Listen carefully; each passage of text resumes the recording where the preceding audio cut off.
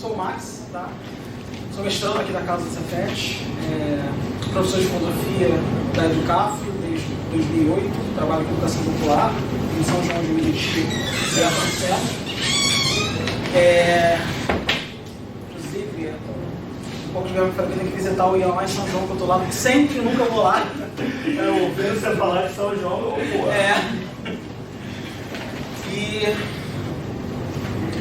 Estava esse professor da rede privada de ensino. Para começar, só para falar de democracia, acesso e jogos, pensei dar uma breve introdução dessa ideia de democracia moderna, para a gente tentar entender como a democracia moderna ela pode conter ou pode estar contida na ideia de jogos, na ideia de jogabilidade e na ideia de ludicidade, né, que é algo que eu já pretendo trabalhar mais no futuro, né, a ideia de ludicidade para além de jogo. Quando a gente fala em democracia, normalmente, principalmente a gente fala de estudos clássicos, Perdão. qual é o problema? Obrigado por estar aqui. Não tenho.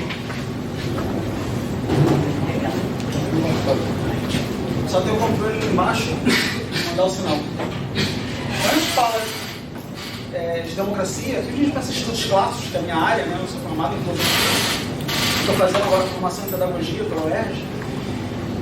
Normalmente vem à cabeça aquela ideia de democracia grega, né? Aquela democracia participativa, tá? Aquela democracia em que a palavra era muito importante, né? O poder defender o seu ponto de vista era muito importante. O falar para muitas pessoas era fundamental, era imprescindível, né? E nesse ponto a gente já pode começar a pensar uma ideia de ludicidade, tá? Por quê? Porque a forma como a democracia grega se desenvolve, ela se desenvolve muito mais pela performance do que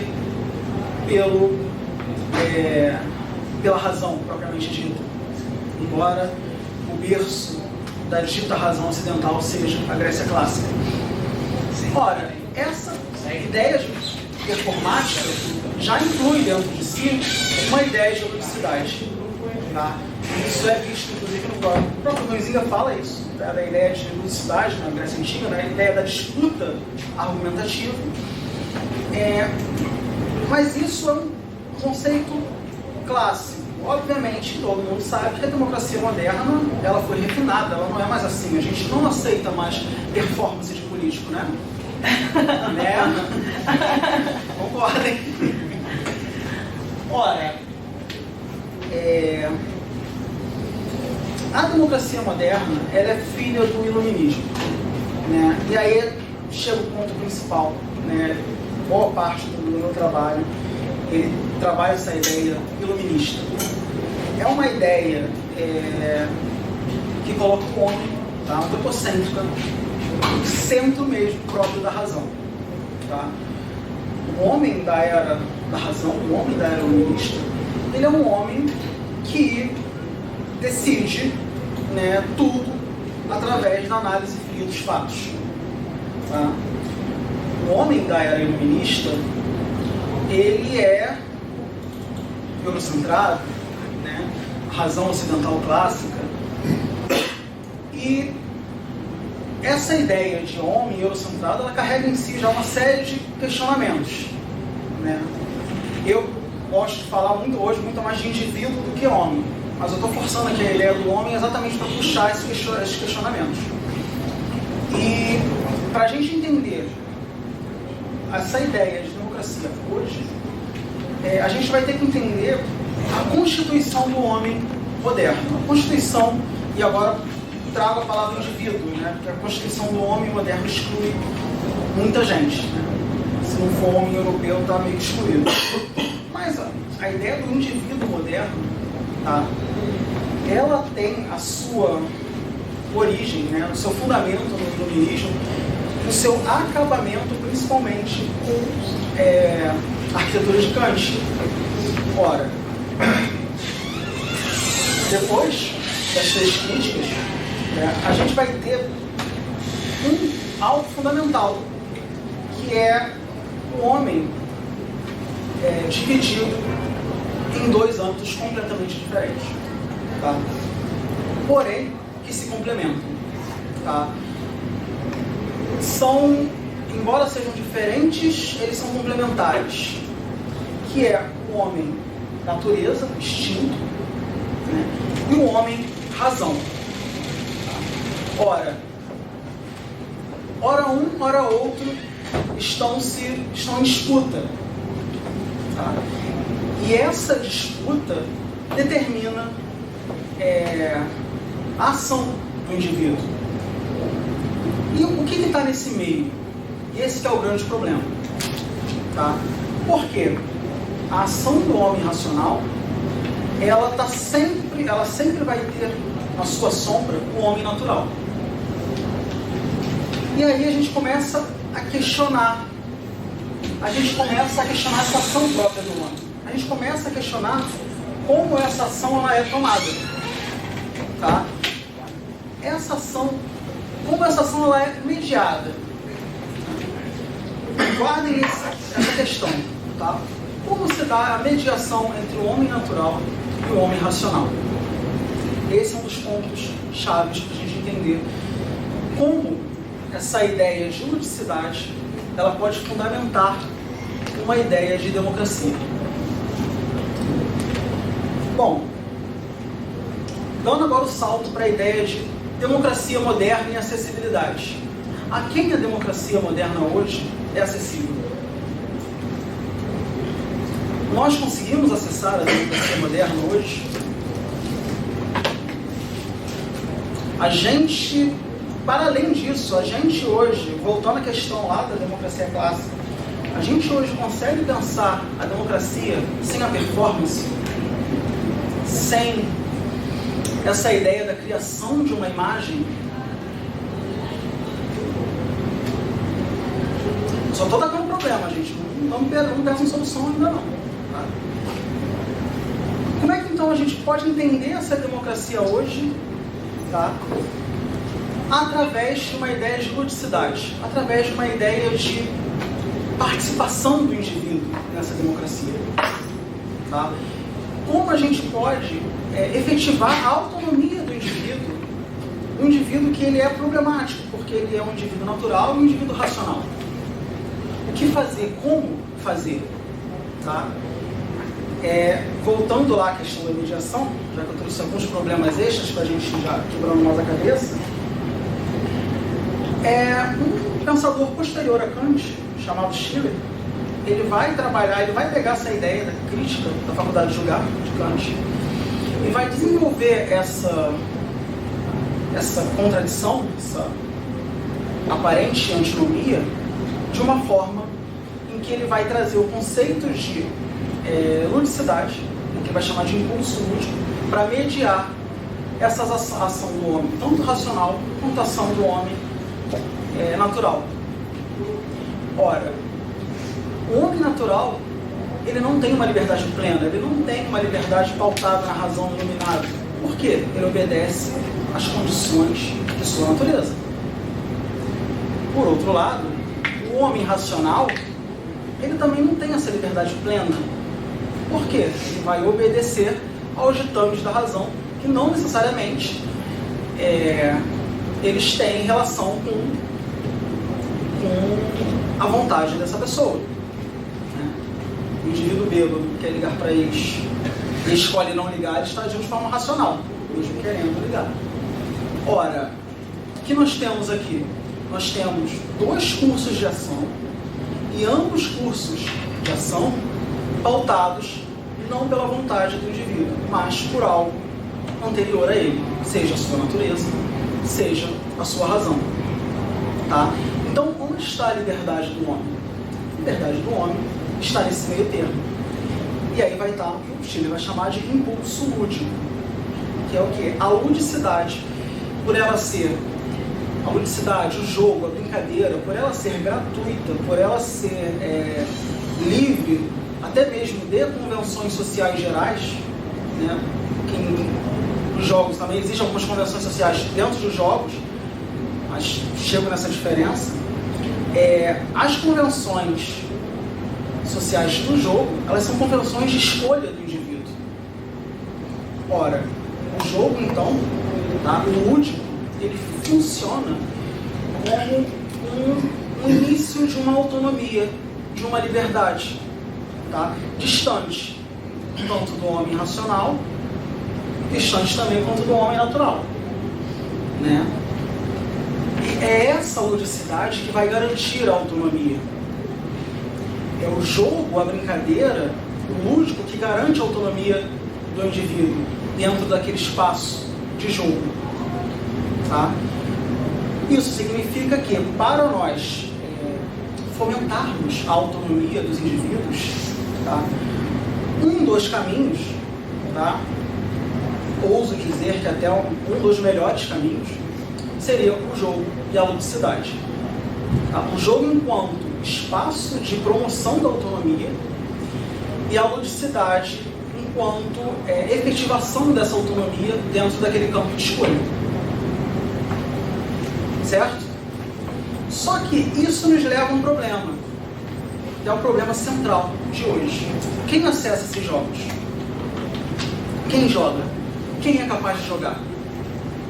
Quem pode jogar? Quem pode se dar ao luxo de ter autonomia hoje? Numa realidade intercapitalista, talvez, em que a pragmática ela é a geração de valor de capital e não uma criação de valor humanístico. Tá? Quem pode se dar ao luxo de jogar hoje? Esse jogo é acessível a quem? Tá? Quem pode ter o privilégio de ter a liberdade?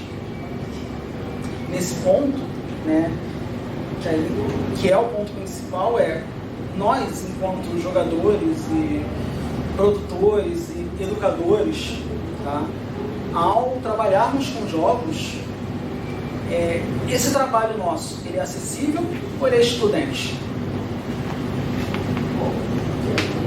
A primeira fala do dia, tá, fala dessa questão do eurocentrismo do jogo também. E se nós pensarmos na ideia de ludicidade, de você projetar uma persona para si, que persona é essa que você projeta? É uma persona possível ou é uma persona completamente imaginada? Tá? E que caminhos nós podemos ter para efetivar essa autonomia do indivíduo a partir dos jogos? Principalmente na educação. Como é que a gente pode pensar uma educação autônoma, tá, com jogos, se nós somos, muitas vezes, incapazes de trazer o nosso aluno para esse universo, a partir do momento que a gente não consegue fazer com que ele projete algo que seja, não digo da realidade dele, mas da imaginação dele possível, algo que tenha verossimilhança, tá? A gente acaba excluindo esse indivíduo.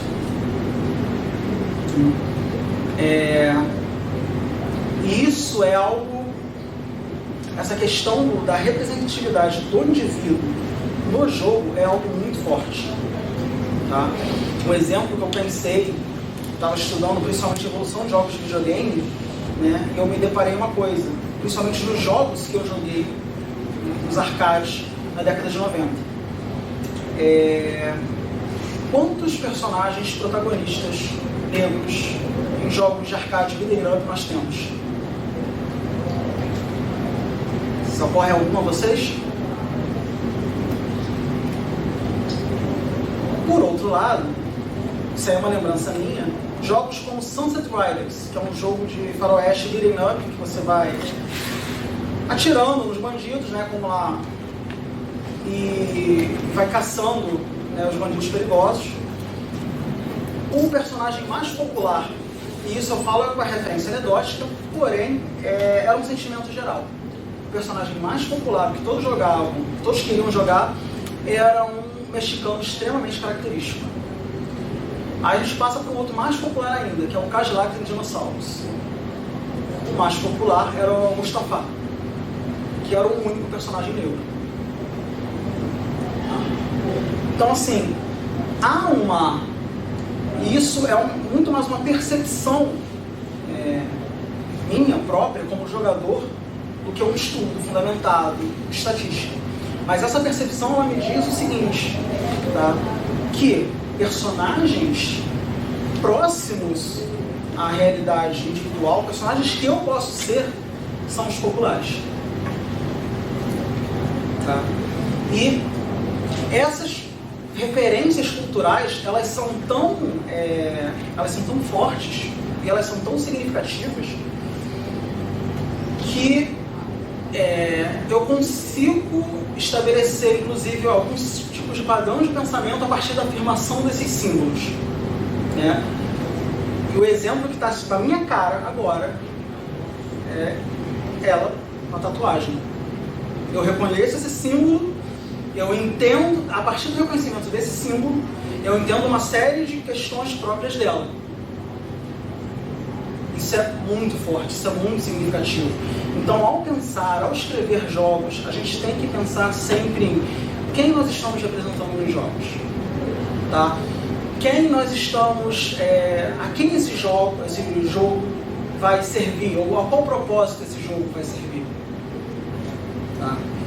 E hoje, aí já falando num aspecto mais econômico, tá? O jogo é uma realidade que cada vez mais veio para ficar.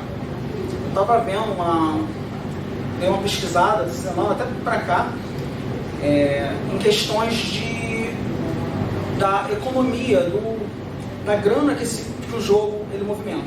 Tá? Eu achei um site britânico que fez esse levantamento e, segundo esse site, eu não consegui esmiuçar os dados, não vi como eles fizeram, mas, de uma maneira geral, jogos, tá, videogame, tabuleiro, em 2018 movimentaram algo em torno de 134 ou 39 bilhões de dólares.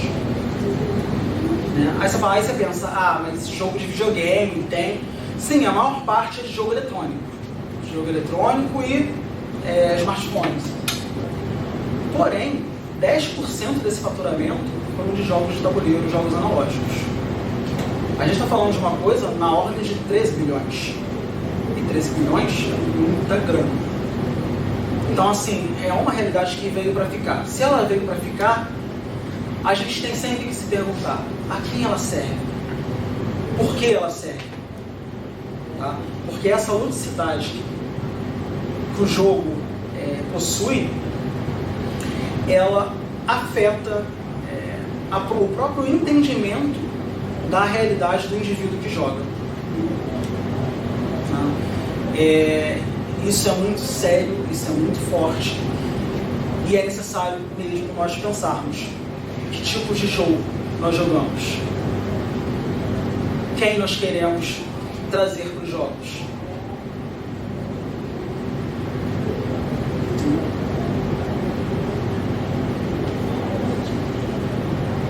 Não, já praticamente. Eu joguei alguns problemas aí pra gente tentar resolver depois.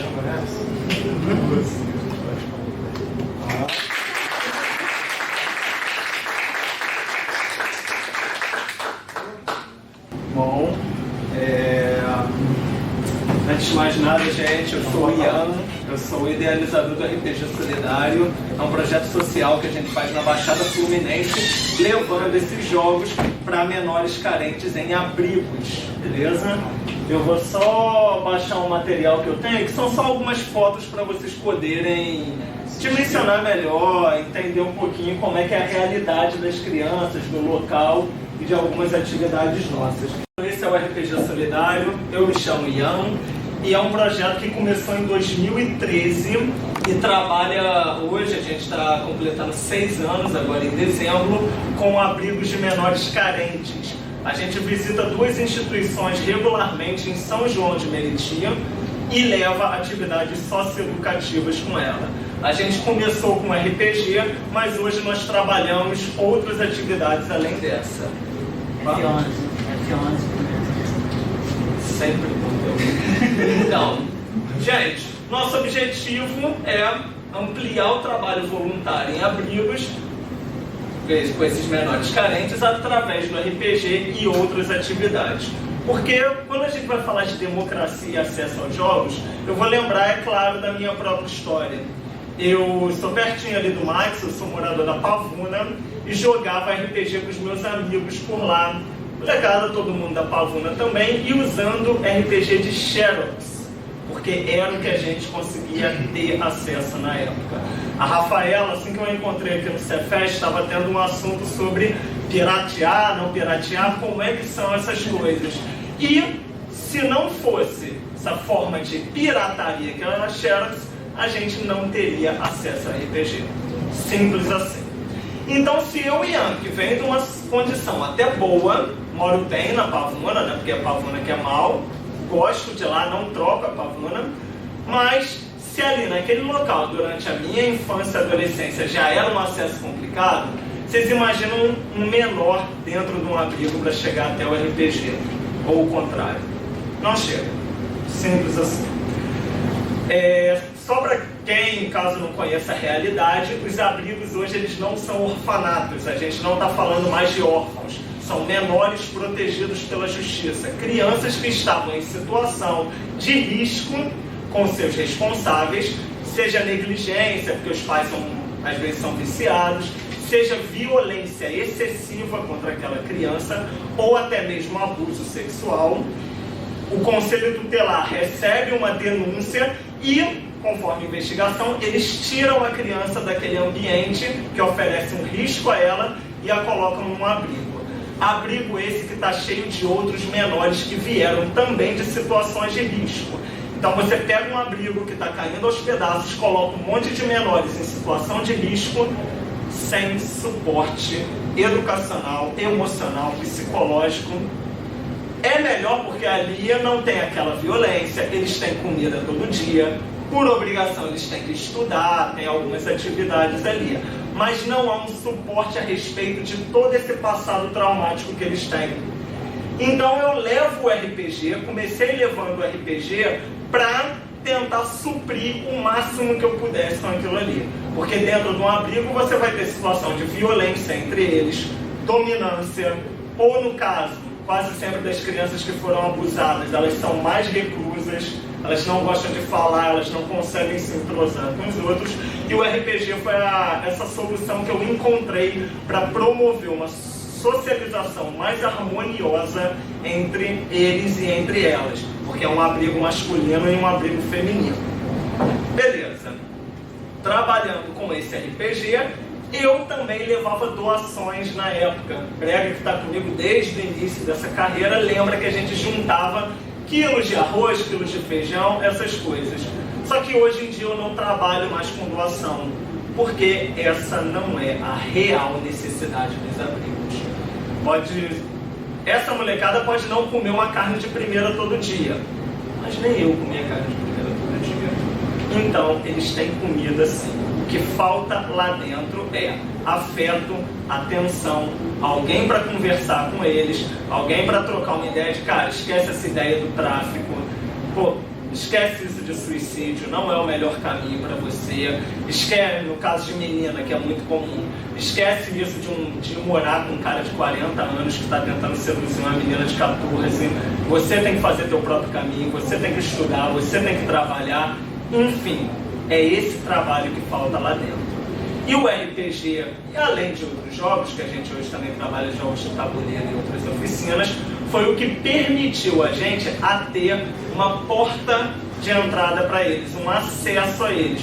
Porque se você já chega ali, com o pé na porta, querendo conversar, você vai ter uma resistência muito grande. Então o que permitiu com que eu pudesse depois sentar e ouvir seus problemas foi ter trabalhado uma atividade lúdica com eles primeiro. Ter divertido, jogado, brincado, se estressado, enfim. Todo esse desenvolvimento com eles que os jogos me deram é que hoje me permite poder aconselhar mais profundamente na vida de cada uma dessas crianças e poder tentar ajudá-las nesses problemas. Beleza? Aqui eu trago algumas fotos, gente, para a gente conseguir entender um pouquinho melhor, né, como é que é a realidade deles, os jogos que nós fazemos, A gente leva uns lanches também, conforme for a disposição até dos outros voluntários. Porque quando a gente fala de RPG e de acesso, vocês lembram que o objetivo do RPG não é só mudar a vida deles, mas também mudar a vida dos voluntários. Porque, cara, eu venho de uma religião espírita que ela prega a caridade como um exercício pessoal, uma coisa para você fazer para si e não ficar exaltando a Deus e o mundo que você faz, que você é melhor por isso. Sim, porém, eu fazendo a ação sozinho, faço muito menos do que em coletivo. Então eu busco sempre usar o RPG Solidário para convidar mais pessoas para participar. Porque às vezes nós temos 15, 25, 30 crianças lá dentro e eu não consigo dar conta.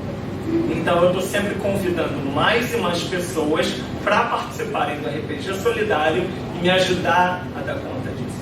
Especialmente se essas pessoas têm experiência em educação. Eu sou publicitário, formado em comunicação, tenho uma expertise boa para divulgar o projeto, mas para trabalhar com eles eu uso unicamente minha experiência pessoal. E o ideal é que a gente pudesse ter cada vez mais gente preparada, sejam psicólogos, sejam educadores, sociólogos, para que a gente consiga fazer um trabalho mais efetivo de transformação ou de suporte à vida dessas crianças. Então, a gente trabalha bastante com essas atividades recreativas, que é o RPG, jogos de tabuleiro.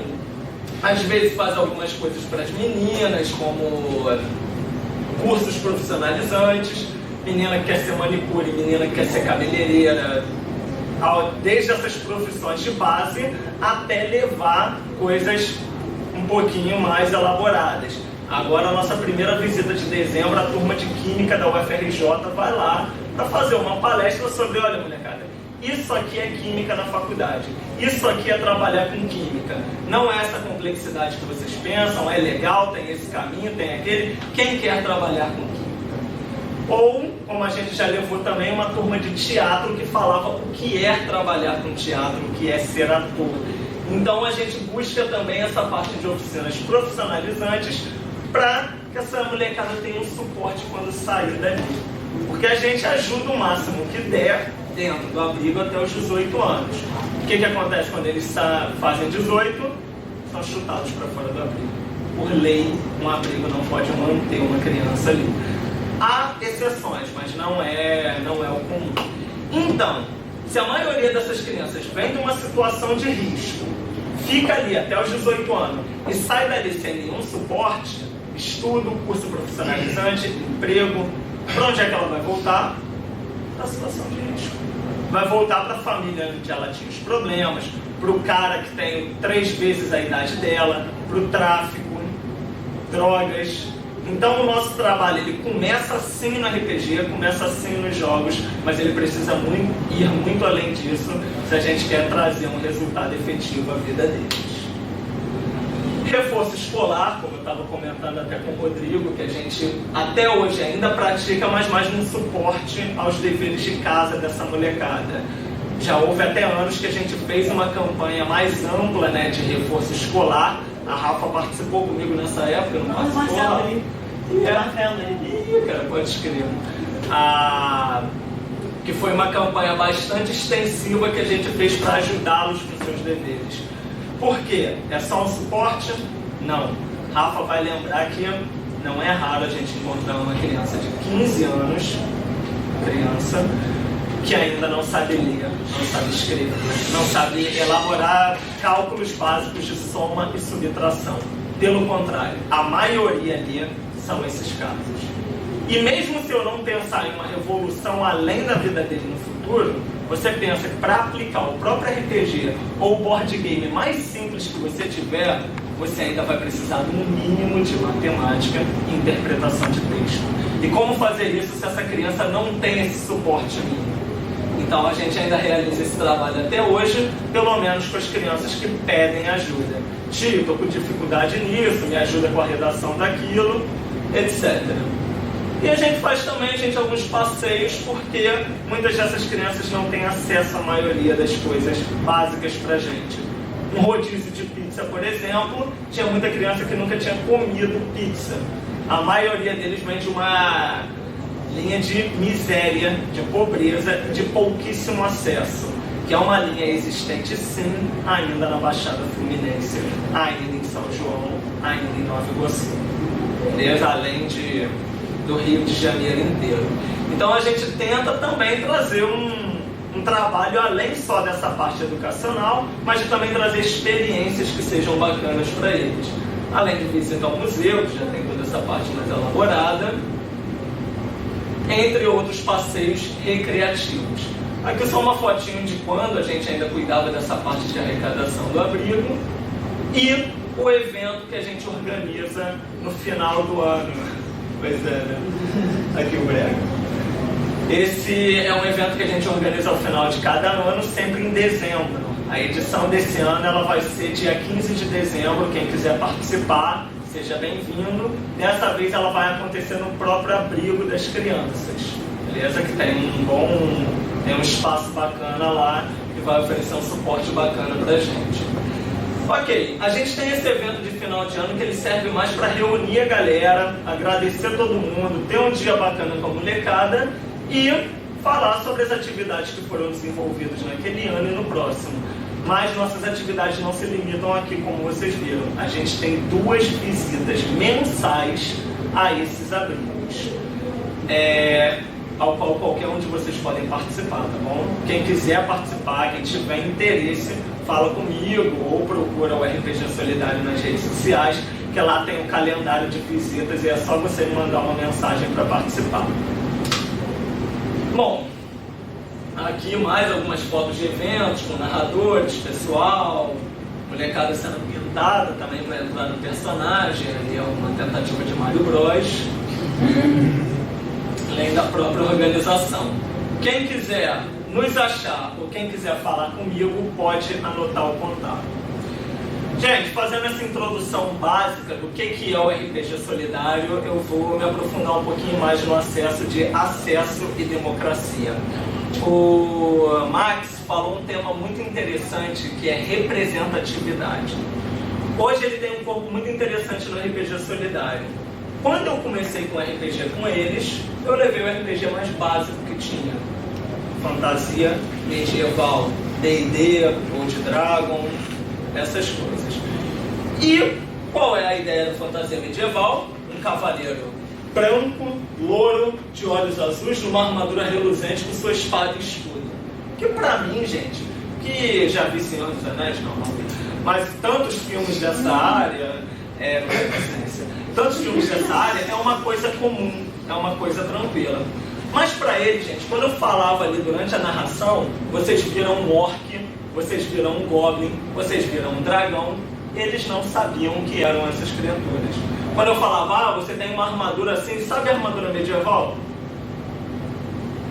Eles não tiveram esse mesmo senso. Então eu comecei a imprimir várias imagens e fichas, tanto dos monstros quanto dos personagens. E as imagens de personagens que eu vou ter na internet é sempre do louro branco de armadura, do mago barbudo branco, etc. Um dia eu achei uma imagem de Pathfinder que era um homem negro numa armadura medieval. E imprimi assim. Legal, representatividade aí. Teve briga para ver quem ia ficar com aquela ficha para ser o personagem dele. E naquele dia, uma coisa que talvez para vocês seja muito simples, muito óbvio, para mim só caiu a ficha ali. Depois de, 3 anos fazendo RPG ali, mensal. Caramba, tem alguma coisa aí. Eu comecei a questionar, cara, o que eu estou trazendo para eles? Cultura medieval fantástica. É legal?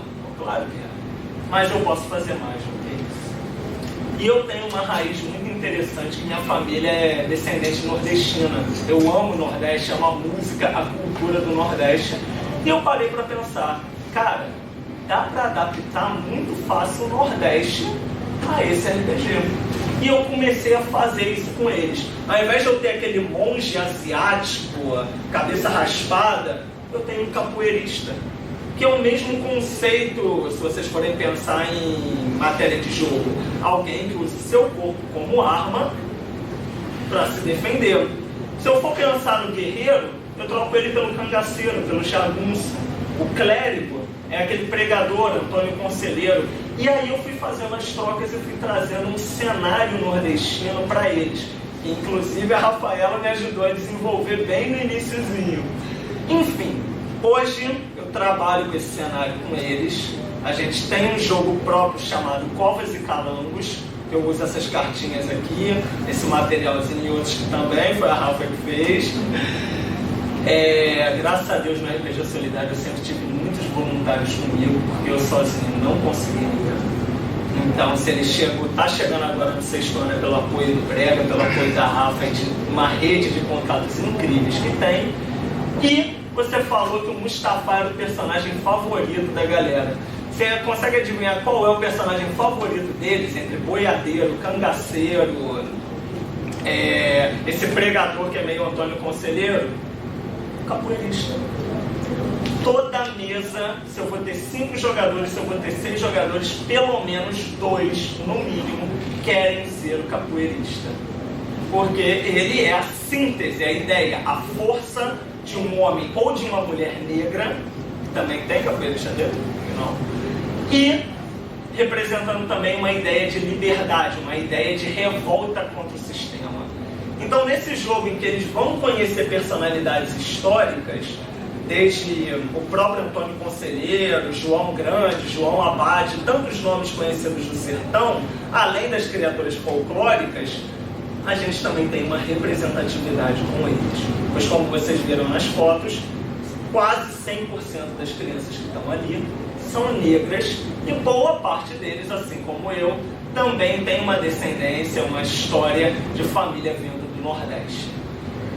Então, o trabalho que eu posso trazer hoje de um acesso ou de uma visibilidade melhor para eles é esse trabalho que o Covas e Calangos está fazendo com essa molecada no abrigo Criança Feliz, que fica em São João de Meriti. Quem quiser participar, está aí o contato. E mais importante, quem quiser fazer um laboratório lá, tem essa possibilidade. Ian, eu sou educador, trabalho com gamificação em matemática, trabalho com gamificação em outra área. Estou criando um jogo e quero testar. O RPG Solidário, os abrigos, tanto masculino quanto feminino, tem essa abertura para a gente poder levar um jogo para trabalhar e ver como é que isso se desenvolve entre crianças de uma realidade completamente diferente da nossa. É um teste para você saber se seu jogo está acessível a uma molecada dessa realidade ou se ele só está acessível a alguém da sua realidade. Tem essa abertura porque a gente tem um relacionamento ótimo com a instituição. Então, quem quiser, quem tiver um jogo para experimentar, pode falar comigo, pode mandar uma mensagem para a RPG Solidário, que vai ser um prazer receber vocês lá. Beleza? Bom, isso acho que era o que eu tinha para falar. Se alguém tiver alguma pergunta, ou é no final as perguntas? Vou deixar no final. Então, fechou, gente. Muito obrigado.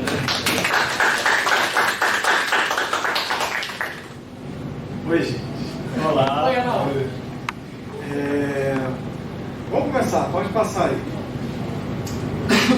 Eu não sei se eu sei ser tão bom no tempo. Vamos tentar. Primeiro eu preciso me reapresentar, quem não me conhece. Eu sou Arnaldo, sou pedagogo e sou terapeuta.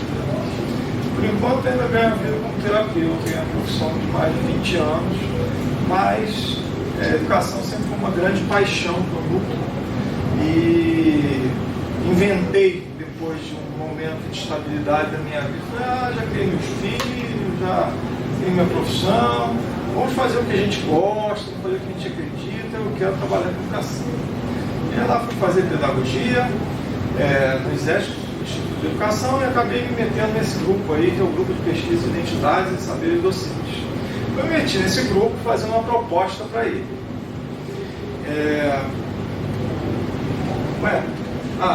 Não, eu tenho que falar sobre o GPDoc, o PowerPoint está mandando, né? Esse grupo, ele tem algumas funções, algumas diretrizes importantes, e a principal delas é produzir saberes ligados, está mal feito esse texto aqui, saberes ligados à identidade docente e às suas práticas. Então, bem aberto, de propósito, um guarda-chuva de escopo grande de pesquisa, mas sempre pensando assim, quem sou eu enquanto docente? Quem sou eu enquanto professor? Quem sou esse? Quem sou esse que tem a pretensão de dizer que sou um ser que ensina alguma coisa para alguém? Tá? E mais, uma vez que eu assumo essa presunção ou pretensão, o que eu faço com isso? Qual vai ser a minha prática real? A gente tem, nesse momento, a gente passou um ano estudando o tema das oficinas, porque todos os pesquisadores do grupo tiveram uma passagem durante a graduação forte na temática de oficina, de aprender a lidar com oficinas pedagógicas de todos os tipos, e foi exatamente quando eu trouxe os jogos de tabuleiro, que é um hobby antigo, para dentro da pedagogia, através de várias oficinas que a gente foi dando lá no Instituto. Aí sim veio a proposta indecorosa, que é o LabJog, que é um braço hoje do GPDoc, que se destina exclusivamente a jogos não eletrônicos na educação. A gente lá tem feito uma série de atividades, alguns aqui já puderam participar um pouquinho de rodas de conversa, a gente traz especialistas de um assunto determinado para jogar com a gente um jogo que tem a temática do assunto. A gente leva rodas de conversa amplas, o Ian já esteve lá, por exemplo, falando um pouco sobre ativismo dentro da ideia de jogo. A gente teve o último agora sobre regras, que é um tema, acho, muito mal explorado ainda pelos educadores de todas as áreas. A gente pode falar sobre isso para democratizar o assunto, mas vamos deixar para frente. Enfim, foram muitas atividades ao longo do ano e vamos continuar dando oficinas e cursos para educadores, aprenderem a lidar com jogos de tabuleiro. Vamos para o tema, né?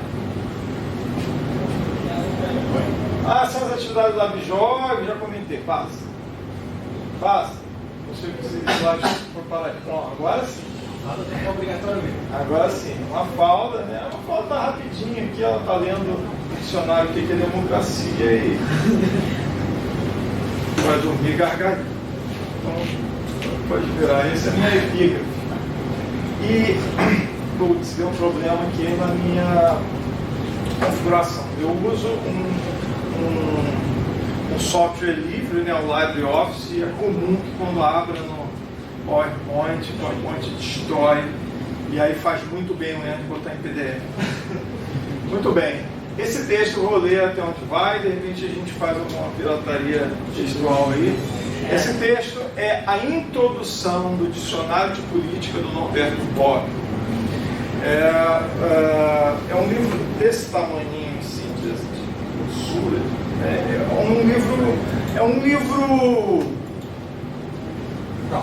É um livro consistente mesmo para quem quer entender ciências sociais e políticas. Acho que é um ponto de partida fundamental. E aí ele começa praticamente com isso aqui. A linguagem política é notoriamente ambígua. A maior parte dos termos usados no discurso político tem significados diversos. Essa variedade depende tanto do fato de muitos termos terem passado por longa série de mutações históricas. Alguns termos fundamentais, como democracia, aristocracia, déspota e política, foram legados por escritores gregos. E de lá para cá, quanta discussão, quanta discórdia, quantas novidades, quanto vai e volta em torno desses termos, né?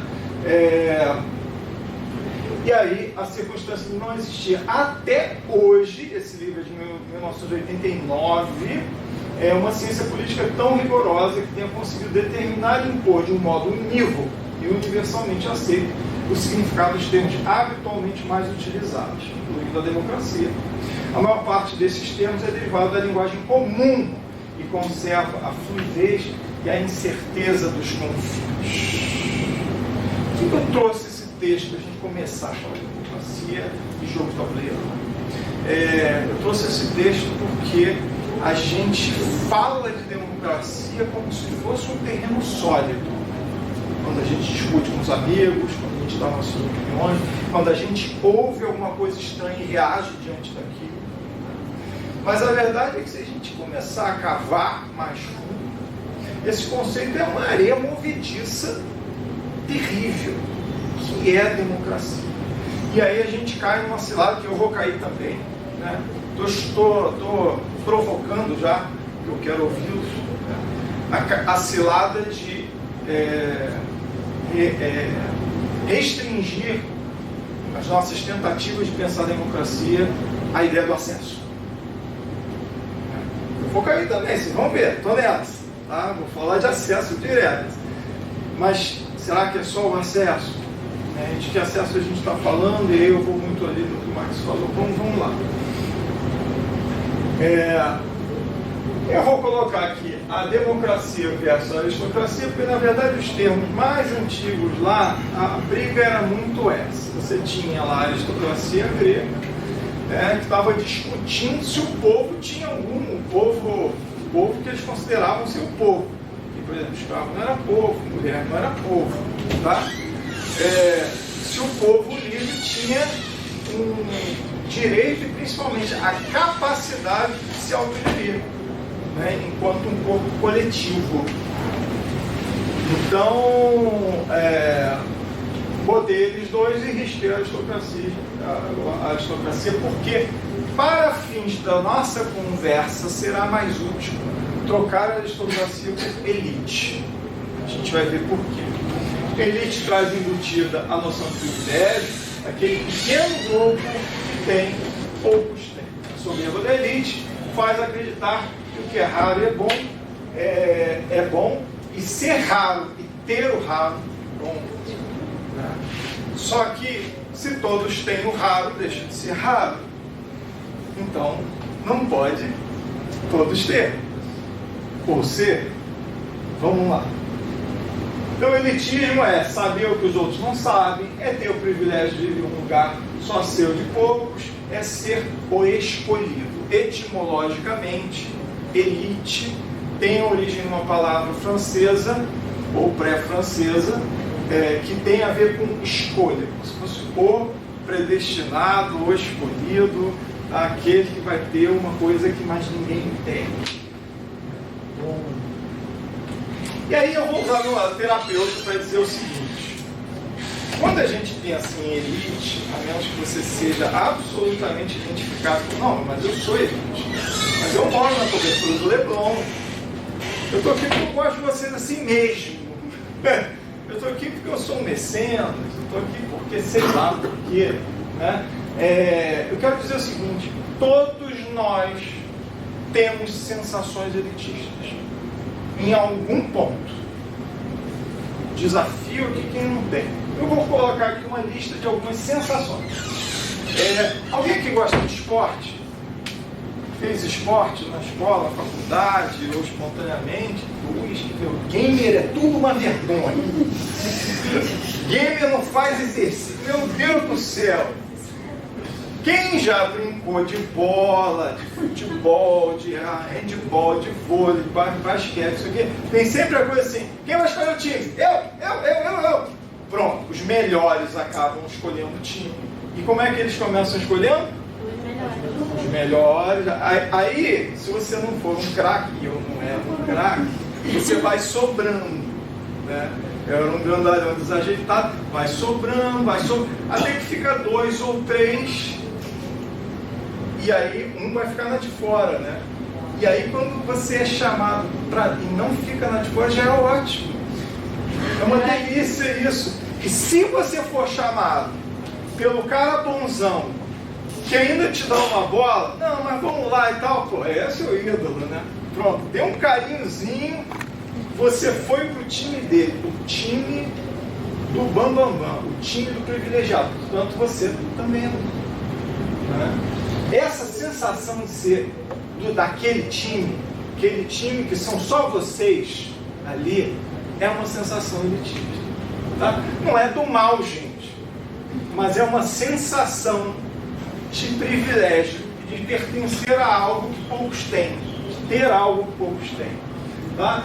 Quando você se integra a um pequeno grupo que admira, que se entende em tantos outros, é um privilégio. Quando você alcança um patamar social, uma titulação, né, torna distinto. Isso eu tenho certeza que vocês são menos afetados por isso. Mas isso afeta muita gente. Quando você conseguiu jogar um jogo em inglês e passou a ser um dos poucos do seu meio que ainda consegue jogar um jogo em inglês, né? Percebendo que nem todos do entorno conseguiam. Quando você entrou para uma ONG, passou a fazer algo que faz a diferença, né? Há uma sensação boa aí, tá? Que inicialmente é só boa, não é ruim para ninguém, mas ela vira tempero para um conjunto de atitudes que nem sempre se revelam tão boas. Então, a partir daí surgem os clubismos, as sociedades secretas. Quem aqui ou conhece alguém, ou tio, sei lá, do Lions Club? Não? Maçom? Maçom sim, maçom é mais forte. Vou explicar mais ou menos, assim, em 1 minuto, em segundo, o que é Lions Club. Lions Club é um clube de pessoas que se consideram prósperas e que consideram que os prósperos têm que se unir e fazer coisas boas pelo mundo.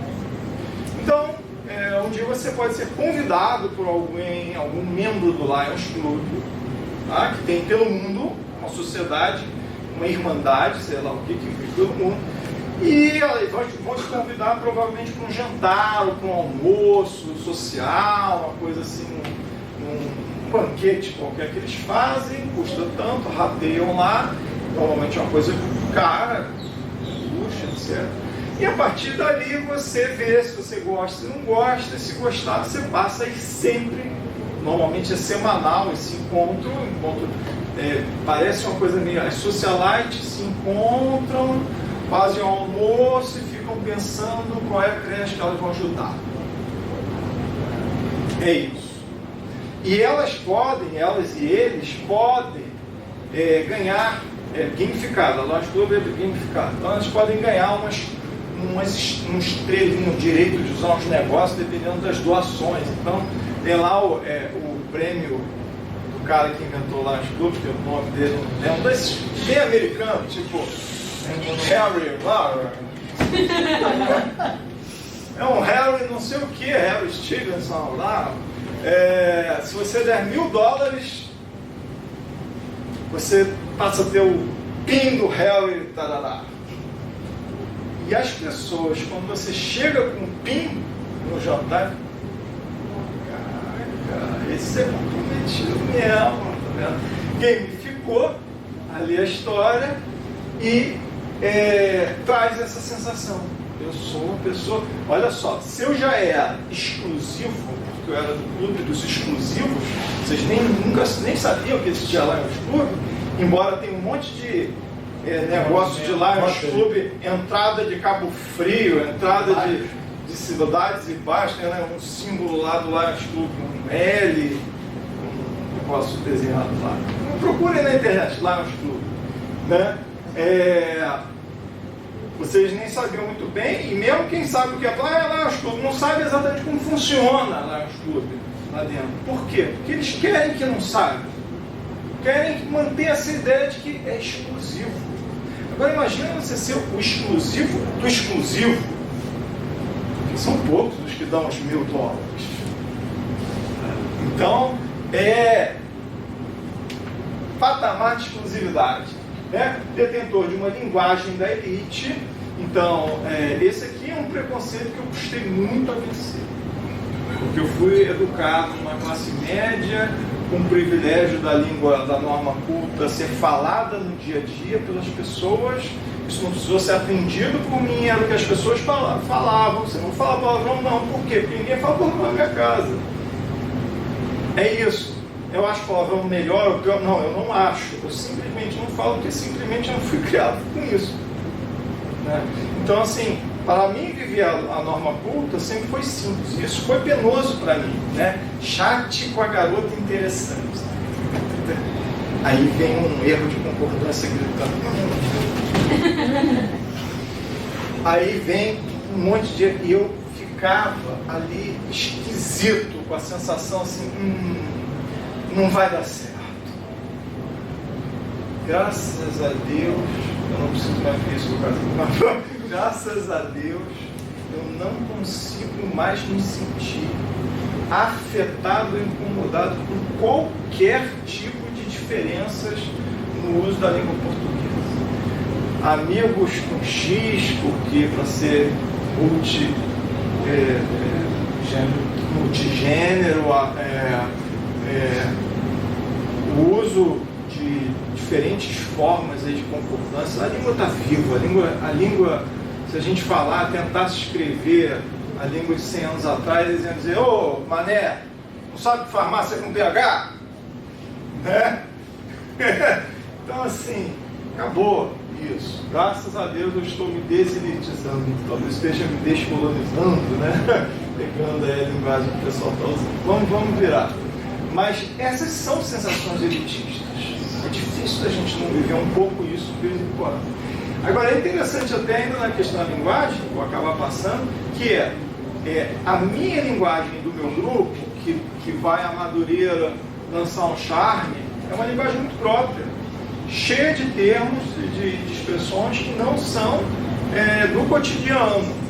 E quando vem uma pessoa que usa uma outra linguagem qualquer, não importa se é mais culto ou menos culto, isso até é muito relativo, né? Mas o que importa é, você tem a sensação de que está na linguagem certa, na linguagem que aquele grupo fala. Portanto, o grupo maior, que é o resto, vamos dizer assim, de certa maneira está sendo excluído ou colocado abaixo de você. Isso é sensação elitista. E a sensação elitista, ela força muitas vezes comportamentos elitistas. Tá? Em geral, ocorrendo reservado, então você vai falar lá, pô, mas fulano, né? Não sei se ele manda bem, fala meio errado, tal. Estou usando de propósito o mesmo exemplo, mas a gente poderia usar muitos momentos em que a gente, em off, eu com ele, falamos do Pedro rapidinho. Pedro tinha que fazer uma dietinha, não acha não? Fala, Pedro. 5 minutos, tá? As ações sociais se inclinarão para a entrada ou preservação do status que lhe garante a elite. Se você não é, você quer ser. Se você está sendo, você não quer deixar de ser. Vamos lá. A elite quer se manter elite. O comportamento elitista não deseja acesso universal, que está na ponta, a valor decisória, a linguagem exclusiva, etc. E agirá para isso através do poder econômico. O atrelado das sensações elitistas com a capacidade econômica do indivíduo é a essência, né, da antidemocracia.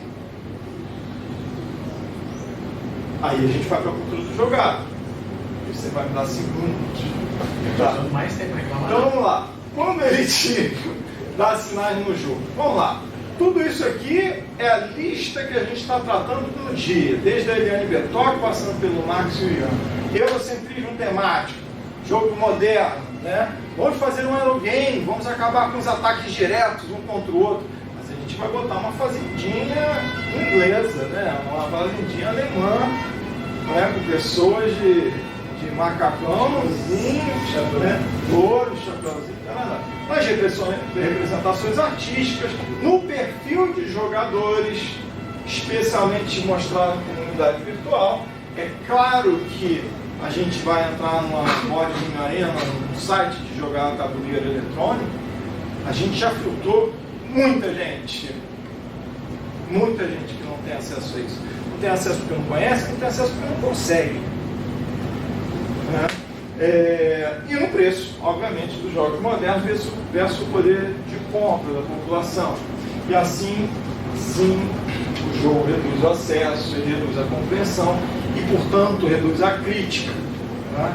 Quando ele perde isso aqui, o jogo começa a deixar de ser jogo, gente. Ele começa a virar passatempo. Sabe por que ele deixa de ser jogo e vira passatempo? Porque é condição de jogar.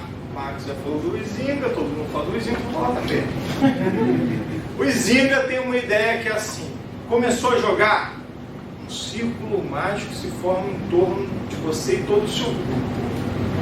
Você fica ligado naquilo, absorvido por aquilo de tal maneira, você esquece do mundo lá fora. E é comum, a gente entra num jogo e fala assim, ó, 1h30, 7 horas você está saindo de casa, você está indo embora, tranquilo, beleza e tal. 9 horas da noite, você ainda está na última jogada e você não percebeu. Aí acaba o jogo. Que horas são? 9h30. Caraca, não acredito, já parou de passar o trem. Né? Então assim, por quê? Porque o mundo mágico do círculo, ele opera numa relação de tempo e espaço que é diferente da realidade e realidade. Porém, porque a realidade do círculo mágico é mais simples e tem diversos espelhamentos com o mundo de fora, quando você sai do círculo mágico e vai para a realidade, os processos de raciocínio que você efetuou ao longo do momento do jogar, eles vão servir para você pensar em novos caminhos para a sua vida. Né? Então, se você reduz o acesso à compreensão que vem e, enfim, à crítica, você tem uma perda da conexão mágica. Porque a conexão mágica, ela, de certa maneira, compreende que você vai levar para o mundo de fora aquilo que você viveu do lado de dentro. Tá? Portanto, vira um passatempo. É diferente a situação. Passatempo é um outro entretenimento lúdico, mas não é a mesma coisa que jogo. Tá? Vamos cuidar. E eu vou fazer um case aqui, porque só os dinossauros podem fazer cases baseados na própria história de vida. Né? Antes de 1980, eu estou falando de 1986, a primeira vez que eu joguei RPG na minha vida, Dungeons and Dragons. 1986 era relativamente novo, até mesmo nos Estados Unidos. Quem é que jogava Dungeons and Dragons no Brasil? Quem? Um garotão americano, adolescente, um garotão adolescente brasileiro que foi fazer um intercâmbio nos Estados Unidos, aprendeu a jogar RPG lá e chegou com um livro para brincar com seus amigos na Zona Sul. Né? Não é isso? É isso. E aí eu fui o privilegiado, que era primo do cara do Leblon. Um dia eu estava na casa do primo e o primo do primo estava lá com o seu Dungeons and Dragons e me bota pra jogar. Eu falo, cara, isso é a coisa mais legal que eu já vivi na minha vida. Mas ele fala, cara, D&D, o D&D, você não fala pra ninguém que jogou. Mas por quê? Não, porque, bom, isso aqui tem que ser nosso, né? Já pensou se todo mundo joga isso por aí? Aí eu começo a descobrir que outras pessoas que frequentam os bons bairros também jogam RPG e também não contam a história secreta da origem da RPG. Aí um dia, era federado de basquete do clube e tal, um belo dia, um cara ouve eu falando que eu tinha conseguido uma caixa do Dungeons and Dragons.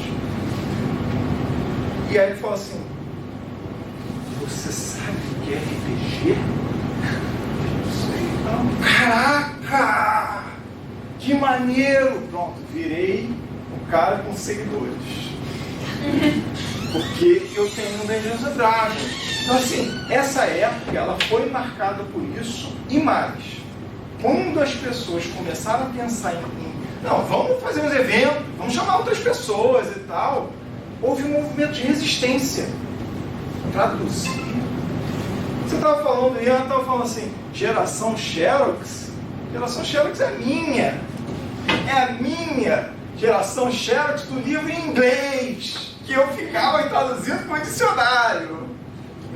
Porque não existia em português e muita gente não queria que existisse.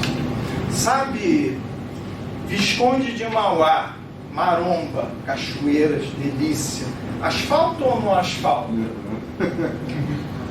Quem é de lá quer que asfalte ou não? Não. Por quê? Dificultar o acesso.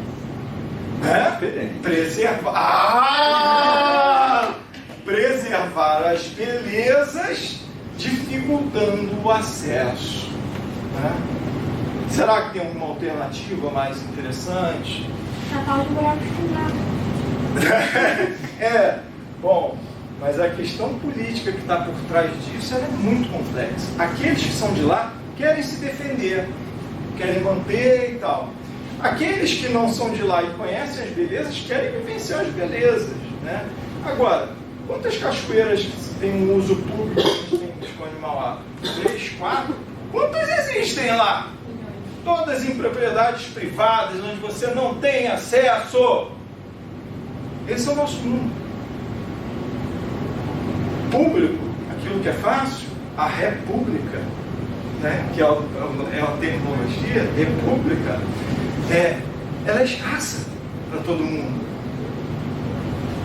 E aí a gente tem que ficar mendigando cachoeira, né? Quando tem, ou era para ter.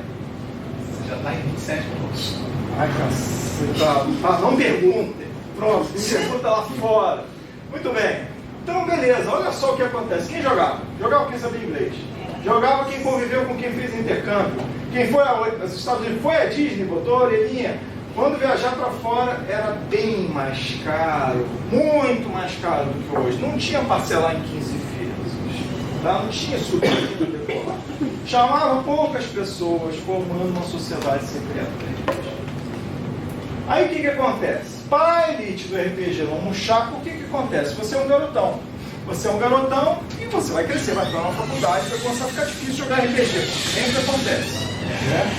Para não murchar, você perdeu vários amigos para a faculdade, para as namoradas, para o dia, para o trabalho, né? Tem que ter mais gente para continuar brincando. O dono da bola precisa de gente para jogar junto.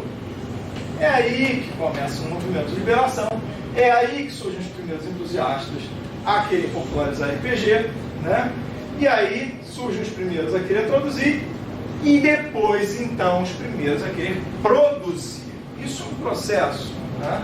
Cheio de resistências. Produzir demanda de mercado, tem que ter muito mais gente, né? Aos poucos essa massa infiltrada dá um ingrediente, vem o mundo RPG, surgem os jogos genuinamente brasileiros, as propostas educacionais para RPG, o RPG se populariza, não dá para dizer para todos, tá? Mas ele se populariza à base de muita crítica. Aí vem o Magic. Se a gente estava falando de 80, pula 10 anos, anos 90, vem o Magic. Que eu queria muito que o Rodrigo Jacó, que vai dar uma oficina amanhã, estou fazendo o jabazinho dele, tá? Oficina amanhã de uso de Magic the Gathering na escola, tá? Na minha escola jogava muito. Então ele quer usar isso de forma educativa. O Magic, ele é um jogo elitista? É uma pergunta. Vamos virar. O caso de Magic se aplica? Primeiro, quando ele começa também a história das cartinhas em inglês, e quando começam as traduções, o pessoal xingava as traduções. Tá? Tinha gente que dizia assim, você está com a carta do português, não joga com você, só joga com cartas em inglês. E porque o cara resolveu que o Yellow Bird vai virar o canário real, sei lá o que, o tradutor quis, e o outro não gostou e pronto, deu ruim, né? Na verdade, a crítica da tradução, da má tradução entre aspas, é muito mais uma defesa ao seu elitismo do que uma noção real de que a tradução foi bem ou mal feita. Reclamação com as traduções, jogo que não se empresta, e isso é um problema dos trading card games, tá? Isso é meu. Não é uma caixa que você pega e ó, tá pecinha aqui, pecinha aqui, pecinha aqui, pecinha aqui, vamos jogar? Não, é meu deck, meu baralho. Você tem o seu? Então tá, pode jogar. Isso é um problema. Porque suscita os sentimentos elitistas que a gente falou antes. Meu deck, carta rara, tem aquela carta Black Lotus. Vai para Las Vegas. Você soube daquele cara lá do Rio que foi para Las Vegas jogar? Caraca, tá em Las Vegas, hein? Quem é que vai para Las Vegas? É uma elite. Economia de fluxo permanente, com nível de consumo que determina resultados, é claro, porque você tem muita carta, mas lançaram uma outra que quebrou todas as anteriores. Você tem que comprar mais. Né? É elitista? queria muito ouvir o Jorge. Vai. Amanhã, no Globo, quer dizer, no simpósio, manifestações elitistas, antidemocráticas nos aparelhos socioculturais, livros, meios eletrônicos, jogos de tabuleiro. Vou fechar aqui agora, vai passar, vou passar direto, porque isso aqui ia dar mais um tempo, e eu prometo para vocês que a gente vai... Vou só ler isso aqui. A internet não é território neutro ou livre. Isso se aplica a jogo? Pula. Só para iniciar um raciocínio. Vou mandar o PowerPoint para quem me pedir. Isso aqui é um texto fantástico do Carlo Ginzburg, que vocês têm que ler. Pode passar. A vida elétrica virtual está nos dando um strike. Isso aí é porque eu vou começar uma indagação sobre o quanto os meios eletrônicos estão mexendo com o nosso jogar e o quanto essas coisas estão afetando os nossos sentimentos, pensamentos e atitudes democráticas. Queria falar do Chatier, mas eu vou fechar com esse aqui. Consegue botar inteiro? Sim. Condições para a democratização. Então eu vou para a carta de primeiras ideias. São itens que a gente tem que pensar para democratizar. Tá? Primeiro, é óbvio, preciso ter jogos de qualidade e oferta. Eu preciso que a criança chegue na escola e encontre esses jogos. Pare de encontrar aqueles jogos no 99 que ela pega e amassa. Porque é horrível, é vagabundo, é chinês, é mão de obra escrava. Pronto. Tinta de chumbo. Tá? Segundo é o acesso ao que eu chamei aqui de aprendizagem na nuvem, né? Que é a nova concepção com que as pessoas aprendem. Olha lá, está aprendendo. Elas estão mexendo no celular, elas podem estar falando de um assunto absolutamente diferente do que a gente está falando aqui, mas eu tenho certeza que isso está misturando aqui dentro e elas estão me ouvindo. Né? Isso é aprendizagem na nuvem. O que é a nuvem? Vários microdados de muitas fontes e você bebe de todos eles ao mesmo tempo. E constrói uma realidade com isso. Tá? Então a aprendizagem hoje é a da nuvem. E onde é que é a nossa nuvem do jogo de tabuleiro? É na nossa comunidade de tabuleiro. É no Ludus Magistério, é nos eventos de jogos. Sabe? Essa é a nossa nuvem, que está no virtual também. A gente precisa entender que se a gente quer que a criança comece a democratizar, ela precisa começar a aprender jogo na nuvem. Essa nuvem de pessoas físicas e ou virtuais.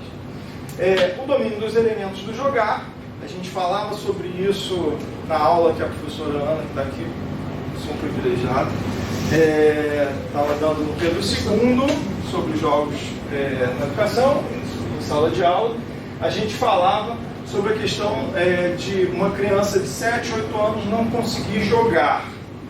E aí uma pergunta não tem capacidade cognitiva, intelectual, ou não tem as construções necessárias para alcançar esse jogar?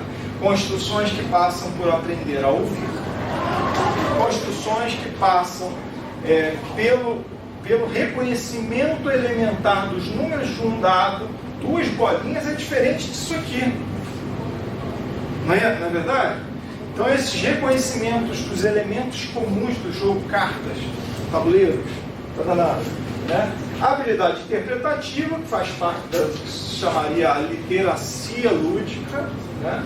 A produção e disponibilidade de conteúdos autorais desses alunos. Isso aqui, para mim, é o que é mais raro.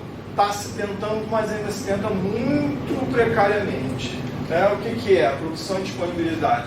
O aluno começar a produzir o seu jogo, legal. Aí a gente vai pegar 50 artigos acadêmicos de pós-graduandos que resolveram aplicar essa ideia de vamos fazer um jogo, vocês vão fazer o jogo de vocês baseado no tema X. E o que você vê é o festival das corridinhas. Joga o dado e anda, o festival das trívias, puxa a cartinha e responde a pergunta, e o festival do combo, puxa a cartinha, responde a pergunta e anda. Então, assim, é complicado, porque se eventualmente, raramente, ele conseguir para a segunda etapa, porque depois de criar o seu jogo, produzir, conseguir disponibilizar isso para os outros, se ele conseguir, ele vai dar de cara com aquele mundo de mesmices.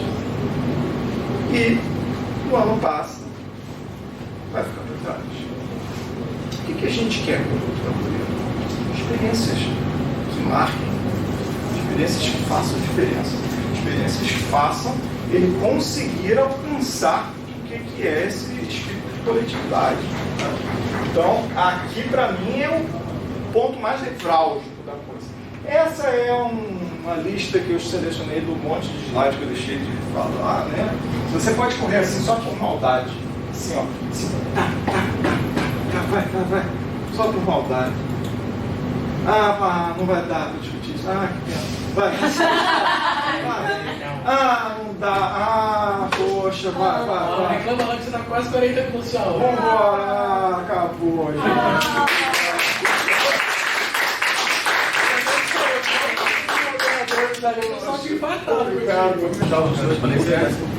Assim, Arnaldo, eu lembro você começando com essa discussão de democracia que você trouxe para o diálogo da gente, né? E foi por isso até que a gente começou já a pensar quando a gente estava organizando.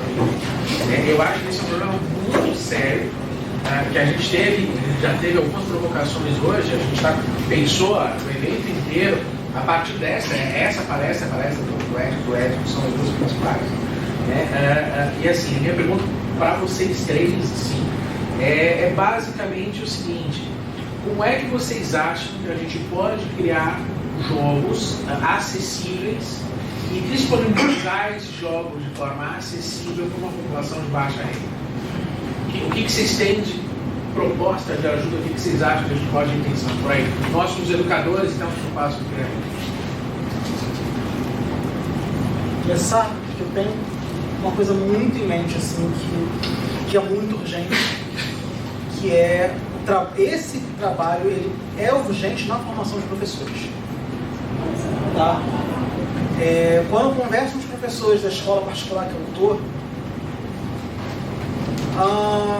90% tem resistência, porque não entende exatamente como é que o banco imobiliário vai ensinar alguma coisa. E se resume a banco imobiliário war, né? Alguns outros entendem que jogar xadrez é importante e é basicamente esse conhecimento que eles têm de jogos hoje, né? E quando eu falo, por exemplo, quando eu começo a falar de mercado, de jogos, de dinheiro, de como se expandiu, eles pensam, como assim? Aí, por exemplo, os meus jogos hoje todos que eu tenho estão na escola, né? Eles pegarem, verem. Aí no final do ano, alguns professores começaram a se interessar. Mas assim, a formação do professor ela é fundamental. E tem que ser uma formação comprometida com o acesso no sentido de quem joga, por que joga. Né? Isso é um dos pontos fundamentais. Assim. Além das ações de popularização do jogo. Né? Sair um pouco dessa aristocracia do jogar e ir pro... talvez a coisa legal quando jogar um jogo de tabuleiro seja tão comum quanto pegar uma bola e ficar brincando de um driblar o outro. Então talvez esse seja o ponto, assim, o objetivo de não com o jogo como um fim, somente o jogo, mas como uma possibilidade. Que além de jogar bola, além de jogar ping-pong, totó, que tem na escola, eu posso pegar um tabuleiro e jogar, posso, sei lá, pegar um xadrez, jogar, Bom, eu trabalho com essa parte de educação, o máximo de experiência que eu posso contribuir é que hoje eu estou desenvolvendo esse jogo com temática nordestina para eles. Esse jogo ainda não está pronto. Pelo contrário, ele está sendo criado com eles, as histórias, os personagens, as vivências. E assim que eu terminá-lo, eu não sei quanto tempo isso vai levar, é meu dever disponibilizar ele para um acesso livre, especialmente porque a minha ascendência nordestina, eu não sou nordestino. Então eu não posso ganhar um título ou até mesmo um tipo de lucro, mesmo que não seja em dinheiro, crescendo minha imagem em cima desse tema. Eu tenho que deixar ele acessível, não só para as crianças que eu atendo, mas também para o nordestino. Mesmo que eu não conheça ele, ele precisa ter esse acesso. É muito difícil num país que hoje vive uma onda violenta de discursos em torno de uma palavra chamada empreendedorismo,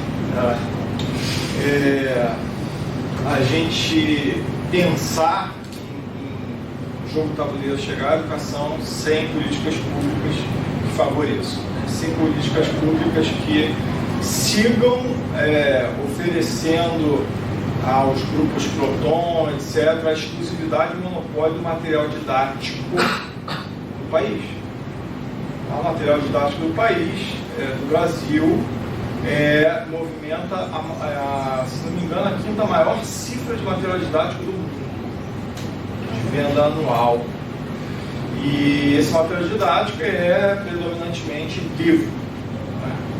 Então, encomendas são feitas à ordem dos milhares, centenas de milhares de livros didáticos pelo governo, movimenta essa economia. O governo movimenta uma economia privada, que quem fornece o livro é a indústria privada. Então, se a gente não faz uma grande revisão dos mecanismos de escolha dos materiais didáticos, que passem a incluir outros materiais que não são apenas os livros, que passam a incluir outras mídias, né? Mas você já tem aí o pessoal da internet, do computador. Não, tudo bem, ok. Eu não vou entrar no mérito do eletrônico, porque isso aqui a gente vai virar um outro debate muito violento. Agora, no não eletrônico, se o eletrônico é importante, fundamental, sim, é no não eletrônico que, e aí vai livro e vai jogo, e aí vai a necessidade de aproximar livro e jogo. E é por isso que, para mim, dos jogos que vocês vão encontrar hoje, lá embaixo no Se Joga, o jogo mais importante daquela coleção, daquela partezinha de coleção Se Joga que eles trouxeram, que chama O Monstro das Cores. Vão lá conhecer O Monstro das Cores, que é um jogo baseado em um livro infantil. Tá?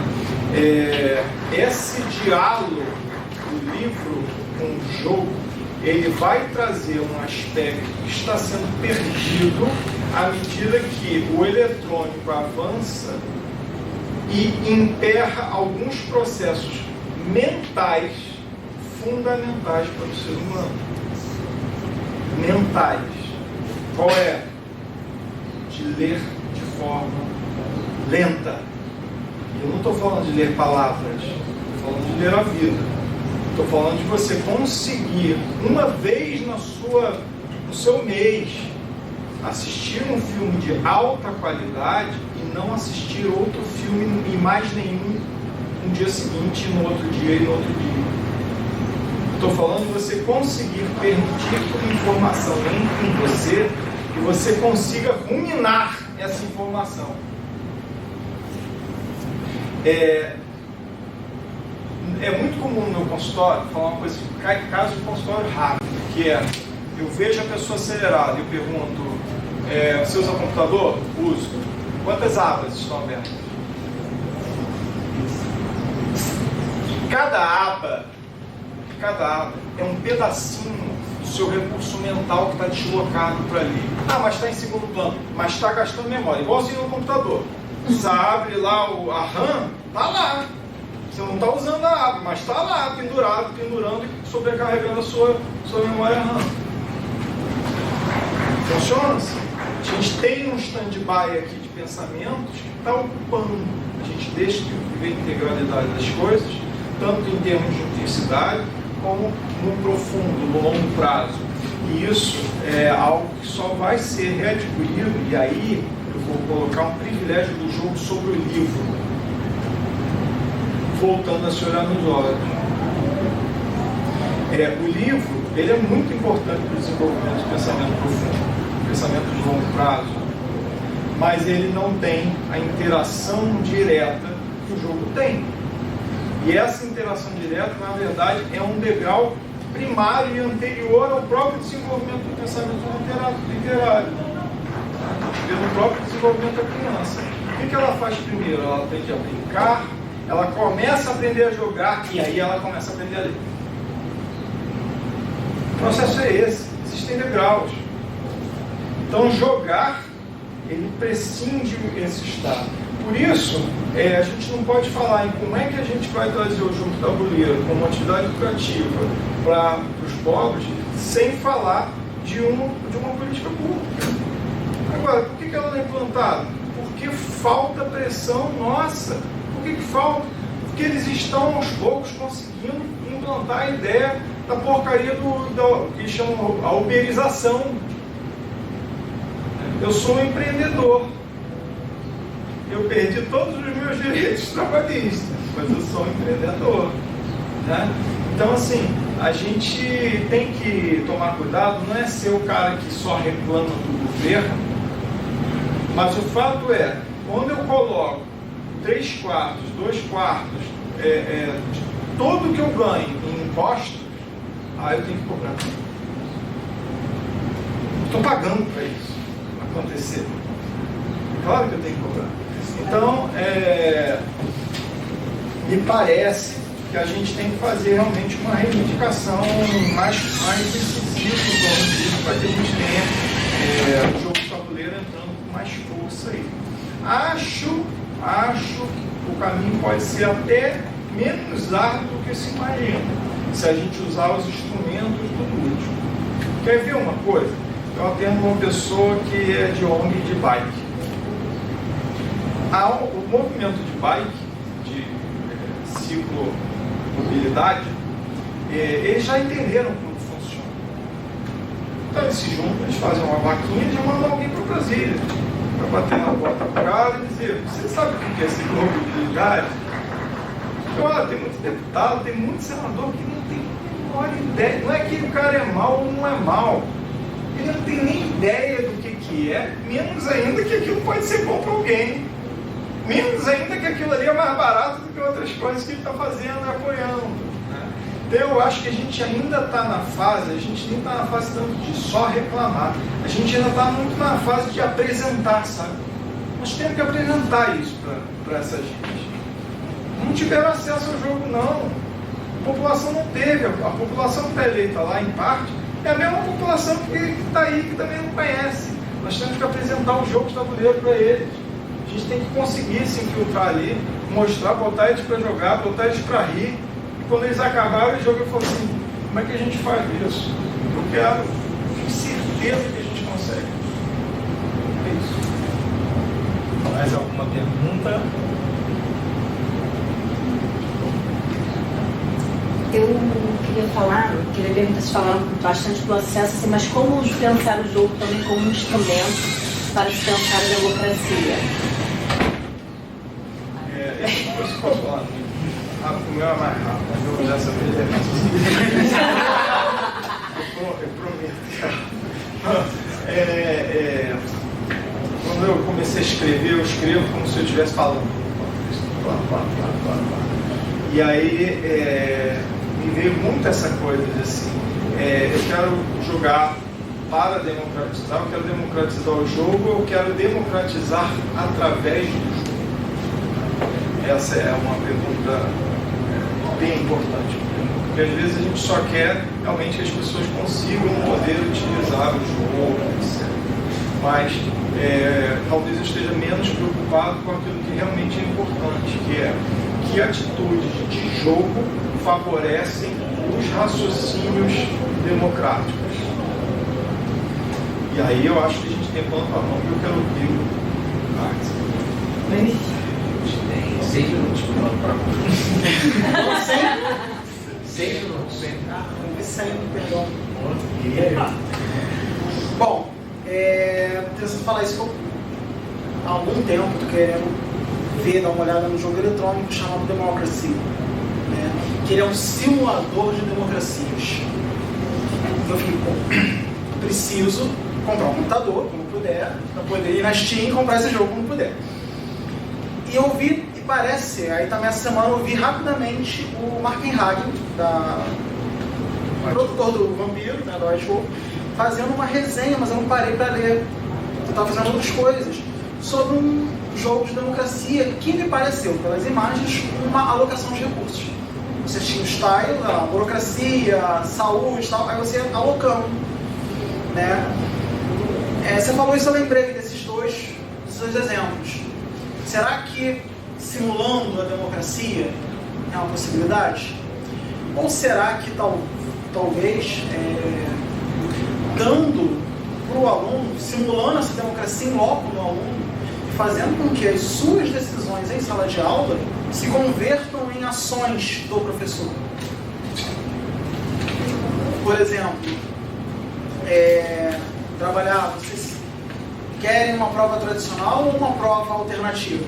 Uma avaliação alternativa? Como a gente vai fazer isso? Vocês querem botar, sei lá, 5 minutos de conversa, 5 minutos de tempo livre e o resto da aula normal, ou vocês preferem a aula toda normal? Dar esse poder também, fazer esse empoderamento, também eu acho muito importante para o aluno, para que ele internalize isso, tá? E da maneira como vai fazer, aí volta aquela minha questão, né?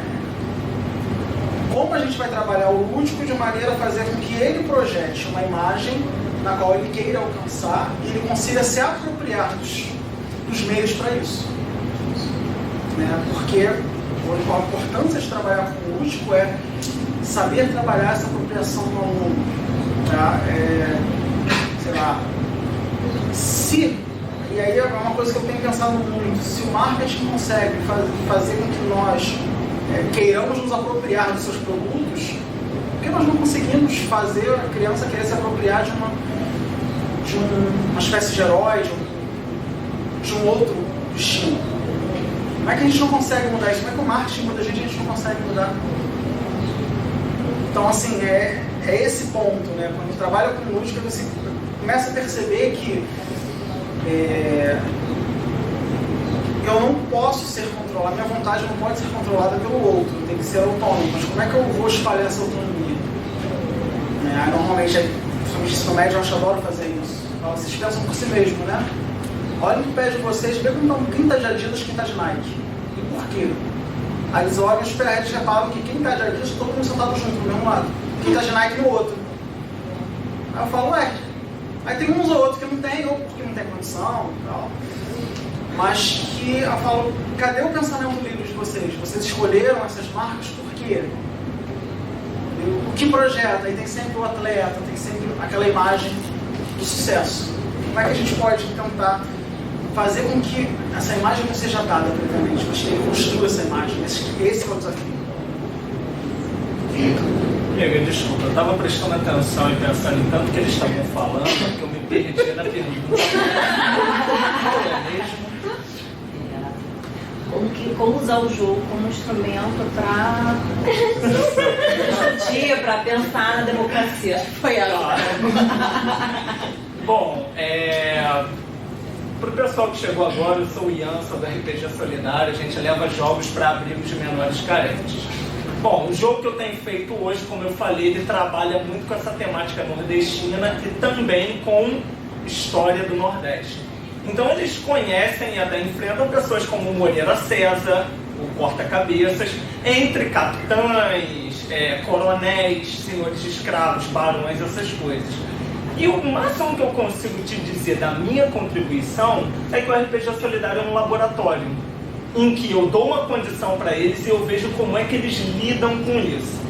Por mais que eu esteja falando de crianças em um abrigo, a rotatividade lá é grande, né? A gente nem sempre consegue manter a criança ali, às vezes ela foge, ou às vezes, raramente, é adotada. Então, as histórias que eu trabalho com eles já foi feita várias vezes com crianças diferentes. E é muito interessante ver as vertentes diferentes que eles tomam. Depois de derrotar o barão, eles libertam os escravos que aquele barão tinha mantido, eles tomam a fazenda ali para eles e eles gerenciam uma comunidade própria, eles assumem o lugar do barão, enfim. A gente já jogou com eles algumas vezes e até em outros eventos também com voluntários. Então, o máximo que eu posso dizer que pelo meu projeto que eu consigo é criar um laboratório de experiências com essa molecada para ver as escolhas que eles tomam dentre aqueles personagens, capoeiristas, jagunços, boiadeiros, mandingueiros e afins. E querendo conhecer, bem-vindo. Bom maratona. Eu lembrei uma dica de jogo para quem não conhece esse jogo, é o jogo Cuba. Cuba é um jogo antigo, veio depois do Puerto Rico. E tem muita coisa de Puerto Rico nele, em termos de mecânica, mas ele tem uma história de você alterar as leis dos jogadores votarem como aristocratas, votarem nas leis ali cubanas, alterando e causando benefícios a uns e malefícios a outros. Em função do mercado, né? Em função do mercado. Claro que não é para jogar dizendo assim que você deve ser, viu? Mas é exatamente para botar em xeque esse tipo de atitude mesmo. Só para encerrar a questão do jogar, até nós que estamos aqui, o que a gente projeta em nós mesmos, né? Nós estamos procurando entender como nós estamos querendo entender para o professor que nós queremos ser. O que nós queremos ser? O que nós queremos? O que nós projetamos para nós?